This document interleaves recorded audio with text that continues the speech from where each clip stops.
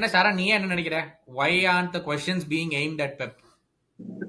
தெரியலடா, அவன் பெரிய ஆள்றா, அவன் அவ்வளவு கப்பு ஜெயிச்சிருக்கான். அவன் வந்து என்ன மொரினோமா இப்படி சொல்லிட்டு போயிடுவான், ஐ ஹாவ் இந்த இது கவுண்ட் பண்ணிட்டு நீ என்ன பண்ணிருக்க அப்படின்மா.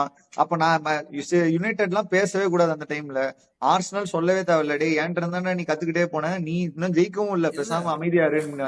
அதாவது அப்புறமா அவன் வந்து யுனைடோட நிப்பாட்டுறது இல்ல, இந்த போனா கூட போகணும்னு சொல்லிட்டு இழுத்துட்டு போயிடுறான் ஆர்சனலையும் சேர்த்து.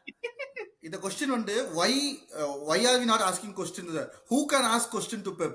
அவன் பண்ண அச்சீவ்மெண்ட் யாரு கேட்க முடியும்? Like 4 in a row no one like அதான் next அவன் போய் இன்னும் யாராவது பண்ணுவாங்க. அவன் இன்னும் ஒரு 3 சீசன் டிராஃபி லாட் கேட்கலாம். பண்ணா ஒன் கூட பிரீமியர் எதுவும் கேட்க லீக் கூடாது. One attempt 100% success rate.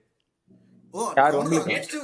Next கேட்டிருப்பேன், இன்னும் ஒண்ணு ஜெயிச்சா நான் ஸ்பேரிங் போட்டுருவேன், ஒண்ணுங்கறனால அமைதியா இருக்கேன் நான், வேற ஒண்ணும் கிடையாது. ஆனா நீங்க பேசலாம்டா இந்த தைரியமாவே தெரியல. லிவர்பூல் ஃபேன்ஸ் ஏன் இவ்வளவு தன்னடக்கமா இருக்கீங்கன்னு தெரியல. ஆல்ரெடி கப்பு உங்களுக்கு தான் கன்ஃபார்ம், கப்பும் சரி எல்லா ட்ரிபிள் எல்லாமே கன்ஃபார்ம் இந்த சீசன். ஆனா நீங்க இன்னும் சைலண்டா எதுக்கு ஆக்டிங் பண்றீங்கன்னு தெரியல. பத்தாவதுக்கு ரெஃப் வேற கூட வச்சுக்கீங்க.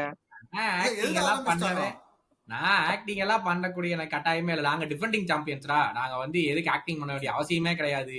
அப்ப சத்தமா தான் பேசு. அதான் இல்ல, அதுக்குன்னு போய் பெப்புடி வெளிய வாடா நான் கூப்பிட முடியும், என்னடா பேசுறீங்க அநியாயத்துக்கு.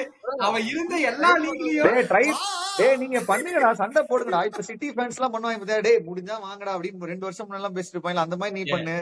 இந்த ஆர்சனல் ஃபேன்ஸ் எல்லாம் பாரு, ஜெயிக்காம அவங்க வாங்கடா கம் டு எமிரேட்ஸ் அந்த மாதிரி பண்ணுவாங்க. ரியல்